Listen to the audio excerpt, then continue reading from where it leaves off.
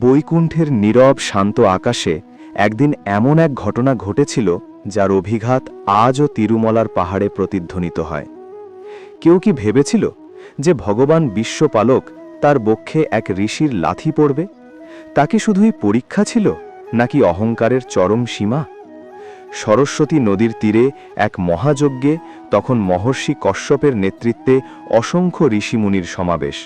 প্রশ্ন একটাই, ত্রিদেবের মধ্যে কে সর্বশ্রেষ্ঠ সাত্ত্বিক? কাকে অর্পণ করা হবে যোগ্য ফল? সিদ্ধান্ত হল এই দায়িত্ব নেবেন মহর্ষি ভৃগু। জ্ঞানী তিনি, তপস্বীও বটে, কিন্তু অন্তরে ছিল এক অদৃশ্য অহংকার। বলা হয় তার পদতলে ছিল একটি অতিরিক্ত নয়ন, অহংকারের প্রতীক। প্রথমে তিনি গেলেন সত্যলোকে সৃষ্টিকর্তা ব্রহ্মার কাছে। ব্রহ্মা তখন বেদ পাঠে নিমগ্ন। ভৃগুর আগমনে বিশেষ সাড়া দিলেন না। ভৃগুর মনে সন্দেহ জাগল, এখানে রজগুণ এখনও প্রবল। তারপর তিনি পৌঁছালেন কৈলাসে। মহাদেব শিবের ধ্যানে ব্যাঘাত ঘটালেন। মুহূর্তে পরিস্থিতি উত্তপ্ত হয়ে উঠল। তৃতীয় নয়ন যেন জ্বলে উঠতে চাইছে। দেবী পার্বতীর কোমল প্রার্থনায় সেই অগ্নি প্রশমিত হল। ভৃগু মনে মনে ভাবলেন, এখানেও ক্রোধের সঞ্চার আছে। অবশেষে তিনি পৌঁছালেন বৈকুণ্ঠে। শ্বেত শঙ্খধ্বনি, শান্তির স্পন্দন, অনন্ত প্রশান্তি। শেষ নাগের শয্যায় শয়ন করছেন বিষ্ণু, তার পদসেবায় নিমগ্ন লক্ষ্মী। ভৃগু এলেন, দাঁড়িয়ে রইলেন। কোনো সম্ভাষণ নেই, কোনো অভ্যর্থনা নেই। আগের দুই অভিজ্ঞতায় দগ্ধ অহংকার এবার বিস্ফোরিত হল।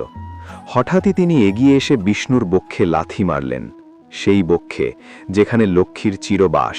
মুহূর্তে সৃষ্টিজগৎ স্তব্ধ। কিন্তু যা ঘটল তার জন্য কেউ প্রস্তুত ছিল না।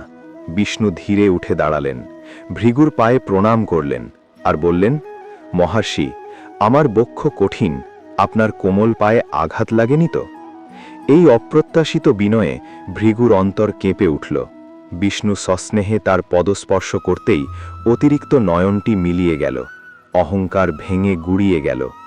ভৃগু কাঁদতে কাঁদতে বললেন, ত্রিদেবের মধ্যে বিষ্ণুই শান্তির আধার, তিনিই সর্বোচ্চ। কিন্তু এই ঘটনার ঢেউ অন্যত্র আছড়ে পড়ল। লক্ষ্মীর হৃদয়। তার প্রিয়তমের বক্ষে প্রহার মানে তার সম্মানের অবমাননা।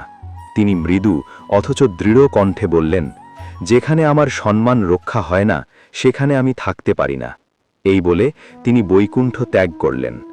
পৃথিবীতে করবীরপুরে গিয়ে তপস্যায় লীন হলেন। লক্ষ্মীহীন বৈকুণ্ঠ শ্রীহীন হয়ে পড়ল, আর বিষ্ণুর অন্তর শূন্য হয়ে গেল। প্রেমহীন ঐশ্বর্য অর্থহীন। অবশেষে তিনিও বৈকুণ্ঠ ত্যাগ করলেন।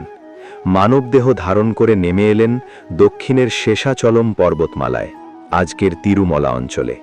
সেখানে একটি পিঁপড়ের ঢিবির মধ্যে আশ্রয় নিলেন। এখন তিনি আর কেবল ঈশ্বর নন, ক্ষুধার্থ, তৃষ্ণার্থ, ব্যথাতুর এক মানব। ক্ষুধায় কাতর শরীর, তপস্যায় নিমগ্ন মন। এক ঈশ্বরও কি এভাবে কষ্ট সহ্য করতে পারেন? পারেন, যখন তা প্রেমের জন্য। এই দৃশ্য দেখে ব্রহ্মা ও শিবের হৃদয় কেঁদে উঠল। গোপনে সাহায্যের সিদ্ধান্ত নিলেন তারা। ব্রহ্মা রূপ নিলেন এক শুভ্র গাভীর, শিব তার বাছুরের। সূর্যদেব সাধারণ গোপালের বেশে তাদের চোল রাজ্যের রাজপ্রাসাদে নিয়ে এলেন। রানী সেই অপূর্ব গাভী কিনে নিলেন।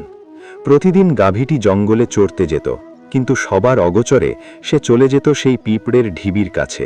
নিঃশব্দে নিজের দুধ ঢেলে দিত ঢিবির অপর, আর সেই দুধেই জীবন ধারণ করতেন শ্রীনিবাস। কিন্তু একদিন গোপাল এই দৃশ্য দেখে ভুল বুঝল। মনে হল গাভী দুধ নষ্ট করছে। ক্রোধে সে কুঠার তুলল। ঠিক সেই মুহূর্তে ঢিবি ফুঁড়ে বেরিয়ে এলেন শ্রীনিবাস। গাভীকে রক্ষা করতে তিনি নিজের মাথায় নিলেন আঘাত। রক্ত ঝরল। গোপাল ভয়ে স্তব্ধ হয়ে পড়ল, প্রাণ হারালো সেখানেই। গাভী দৌড়ে গিয়ে রাজাকে খবর দিল। রাজা এসে দেখলেন আহত শ্রীনিবাস আর মৃত গোপাল। শ্রীনিবাস শান্ত কণ্ঠে বললেন, প্রজার কর্মের দায় রাজারও। রাজাকে পিশাচ হওয়ার অভিশাপ দিলেন, তবে অনুতাপ দেখে মুক্তির পথও জানালেন। ভবিষ্যতে তার বিবাহে সোনার মুকুট অর্পণ করলে অভিশাপ মোচন হবে। তারপর আহত শরীরে বনভূমিতে ঔষধের সন্ধানে ঘুরতে লাগলেন তিনি। আর ঠিক এই সময় ভাগ্যের পথে অপেক্ষা করছিল এক মাতৃস্নেহময়ী আত্মা, যিনি পূর্বজন্মে ছিলেন যশোদা। আহত শরীরে বনপথে হাঁটছেন তিনি। মাথায় ক্ষত, রক্ত শুকিয়ে গাঢ় হয়ে আছে কপালে, তবু চোখে এক অদ্ভুত স্থিরতা। ঠিক সেই সময় তার সাক্ষাৎ হল বরাহ স্বামীর সঙ্গে, যিনি আসলে বরাহ অবতার রূপে সেই পর্বতমালায় যুগ যুগ ধরে অধিষ্ঠিত। শ্রীনিবাস বিনম্র কণ্ঠে তার কাছে সামান্য ভূমি চাইলেন আশ্রয়ের জন্য। বরাহ স্বামী প্রথমে প্রশ্ন করলেন, আমার ভূমি আমি কেন অন্যকে দেব? তখন শ্রীনিবাস তার সমস্ত কাহিনী খুলে বললেন। লক্ষ্মীর বিচ্ছেদ, মানব জন্মের কষ্ট, প্রেমের আকুলতা, সব শুনে বরাহ স্বামী মৃদু হেসে বললেন, ভূমি দেব, কিন্তু শর্ত আছে। এই ক্ষেত্রে আগত ভক্তরা আগে আমার দর্শন করবে, তারপর তোমার। শ্রীনিবাস সেই শর্ত সাদরে মেনে নিলেন। আজও তিরুমলায় ভক্তরা প্রথমে বরাহ স্বামীর দর্শন করে, তবেই মূল মন্দিরে যান, এই প্রাচীন প্রতিশ্রুতির শ্রমণে। বরাহ স্বামী তাকে পাঠালেন এক আশ্রমে, যেখানে বাস করতেন এক বৃদ্ধা তপস্বিনী, বকুলা দেবী। পুরাণ কথায় বলা হয় তিনি পূর্বজন্মে ছিলেন কৃষ্ণের পালক মা যশোদা। যখন তিনি আহত শ্রীনিবাসকে দেখলেন, তার হৃদয় মাতৃস্নেহে ভরে উঠল। ক্ষত পরিষ্কার করলেন, ভেষজ প্রলেপ লাগালেন, নিজের হাতে আহার করালেন। শ্রীনিবাস তাকে অম্মা বলে ডাকলেন। সেই ডাক যেন যুগ যুগান্তরের সম্পর্ককে জাগিয়ে তুলল। বকুলা দেবীও তাকে পুত্ররূপে গ্রহণ করলেন। আশ্রমে ধীরে ধীরে এক শান্ত গৃহস্থ জীবন গড়ে উঠল। ঈশ্বর হলেও তিনি এখন মায়ের কাছে এক সাধারণ ছেলে। এই সময় অন্য প্রান্তে আরেক লীলা প্রস্তুত হচ্ছিল। তণ্ডমণ্ডল অঞ্চলে রাজা আকাশের রাজত্ব। ধর্মপরায়ণ রাজা, কিন্তু সন্তানের অভাবে মন ভারাক্রান্ত। পুরোহিতের উপদেশে তিনি পুত্র কামেষ্ঠী যজ্ঞের আয়োজন করলেন। যজ্ঞক্ষেত্র প্রস্তুত করতে স্বর্ণ লাঙল দিয়ে নিজেই জমি চাষ করছিলেন। হঠাৎ লাঙলের ফলায় আঘাত লাগল কঠিন কিছুর সাথে। মাটি সরাতেই দেখা গেল এক অপূর্ব দৃশ্য। হাজার পাপড়িওয়ালা সোনালী পদ্মের মাঝে শায়িত এক দিব্য কন্যা। আকাশবাণী হল, রাজন, এই কন্যাকে কন্যারূপে গ্রহণ করো। পদ্ম থেকে জন্ম বলেই তার নাম রাখা হল পদ্মাবতী। অনেকের বিশ্বাস তিনি আসলে লক্ষ্মীরই অবতার, ভাগ্যের অদৃশ্য সুতোয় বাঁধা। সময় গড়াল, পদ্মাবতী বড় হলেন, রূপে গুণে লজ্জায় অনন্যা। একদিন বনভূমিতে শিকার করতে গিয়ে শ্রীনিবাস এক উন্মত্ত হাতির পিছু নিলেন। হাতিটি ছুটে ঢুকে পড়ল এক উদ্যানের ভেতর, যেখানে পদ্মাবতী সখীদের সঙ্গে ক্রীড়ায় মগ্ন। হঠাৎ আতঙ্ক ছড়িয়ে পড়ল। ঠিক তখনই শ্রীনিবাস এগিয়ে এসে হাতিটিকে শান্ত করলেন। সেই বিশৃঙ্খলার মাঝে দুজনের চোখে চোখ পড়ল।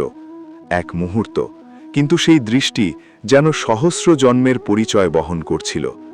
কোনো শব্দ নয়, কোনো পরিচয় নয়, তবু হৃদয় দুটি যেন চিনে নিল একে অপরকে। আশ্রমে ফিরে শ্রীনিবাস আর স্বাভাবিক থাকতে পারলেন না। পদ্মাবতীর স্মৃতি তাকে আচ্ছন্ন করে রাখল। আহার স্পর্শ করলেন না, জলও নয়। বকুলা দেবী উদ্বিগ্ন হয়ে কারণ জানতে চাইলেন। অবশেষে পুত্র তার হৃদয়ের কথা জানালেন। রাজকন্যা পদ্মাবতীকে তিনি জীবন সঙ্গিনী করতে চান। বকুলা দেবীর মনে সংশয়, এক সন্ন্যাসিনীর পুত্র আর এক রাজকন্যা। তবু সন্তানের চোখের ব্যথা তাকে নাড়া দিল। তিনি রাজপ্রাসাদের পথে রওনা হলেন প্রস্তাব নিয়ে। এদিকে শ্রীনিবাসের মনে দোলা, যদি রাজা অসম্মতি দেন, যদি সমাজের ভেদ রেখা বাঁধা হয়ে দাঁড়ায়। এই ভাবনায় তিনি এক অভিনব লীলা করলেন। স্থানীয় ভবিষ্যৎ বক্ত্রী সোজি বা কুরথির ছদ্মবেশ নিলেন। হাতে ঝুড়ি, কাঁধে লাঠি, গলায় রহস্যময় সুর। তিনি রাজমাতা ধরণী দেবীর কাছে গিয়ে বললেন, তোমার কন্যা সাধারণ নন, তিনি স্বয়ং নারায়ণের অর্ধাঙ্গিনী। এক বনবাসী যুবকের সঙ্গে তার বিবাহ নির্ধারিত, যিনি আসলে ভগবান। কথাগুলো যেন ভবিষ্যতের দরজা খুলে দিল। রানী বিস্মিত হলেন, কিন্তু হৃদয়ে এক অদ্ভুত বিশ্বাস জন্ম নিল। অল্পদিনের মধ্যেই বকুলা দেবী আনুষ্ঠানিক প্রস্তাব নিয়ে প্রাসাদে পৌঁছলেন। তখন রাজপুরোহিত ও ঋষিরাও জানালেন, এই বিবাহ পূর্ব নির্ধারিত, বিধাতার লিখন।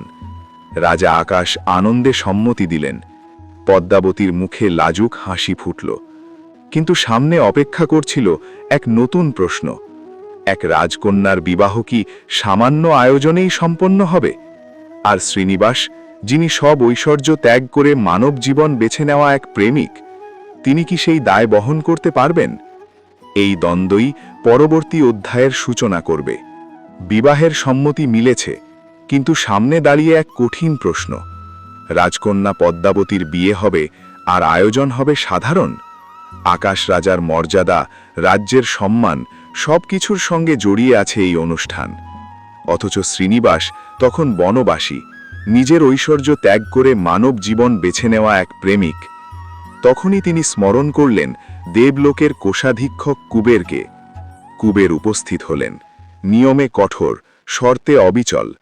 শ্রীনিবাস বললেন, আমার বিবাহ যেন মর্যাদাপূর্ণ হয়, সেই জন্য ঋণ চাই। কুবের সম্মতি দিলেন, কিন্তু লিখিত প্রতিশ্রুতি সহ। এক বিরাট অঙ্ক, 1,14,00,000 স্বর্ণমুদ্রা। শর্ত স্থির হল, কলিযুগের অন্ত পর্যন্ত তিনি কেবল সুদ শোধ করবেন, মূল রাশি রয়ে যাবে। আর সেই সুদ পরিশোধ হবে ভক্তদের দান থেকে। সেই কারণেই আজও তিরুমলার মন্দিরে ভক্তরা হুন্ডিতে অগাধ দান অর্পণ করেন। এ এক চিরন্তন প্রতিশ্রুতির ধারাবাহিকতা। অবশেষে মহা সমারোহে নারায়ণ বনে সম্পন্ন হল শ্রীনিবাস ও পদ্মাবতীর বিবাহ। দেবতা, ঋষি, গন্ধর্ব ত্রিলোক যেন সেদিন উৎসবে মেতেছিল। অগ্নিদেব নিজে রন্ধনকার্যের দায়িত্ব নিলেন বলে কথিত আছে। চোল রাজাও উপস্থিত ছিলেন, যিনি অভিষিপ্ত পিশাচ রূপে মুক্তির অপেক্ষায় ছিলেন। তিনি ও আকাশ রাজা মিলিতভাবে শ্রীনিবাসকে অমূল্য মুকুট অর্পণ করলেন। মুকুট পরতেই অভিশাপ মোচন হল, আর চোল রাজা মুক্তি পেলেন। বিবাহের পর দম্পতি স্থায়ীভাবে রাজপ্রাসাদে থাকলেন না। তারা বেছে নিলেন তিরুমলার 7 পাহাড়ের নির্জন পবিত্রতা। সেখানে এক সরল জীবন শুরু হল।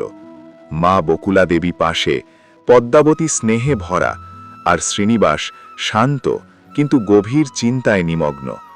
প্রায় 6 মাস কেটে গেল। ঠিক তখনই মহর্ষি নারদ পৌঁছলেন করবীরপুরে, যেখানে লক্ষ্মী এখনও তপস্যায় লীন। লীলার ইঙ্গিতে তিনি বললেন, মাতা, আপনার স্বামী পৃথিবীতে পদ্মাবতী নামে এক রাজকন্যাকে বিবাহ করেছেন। বাক্য শেষ হতেই লক্ষ্মীর অন্তরে জ্বলে উঠল অভিমান। তিনি তৎক্ষণাৎ তিরুমলার উদ্দেশ্যে রওনা হলেন।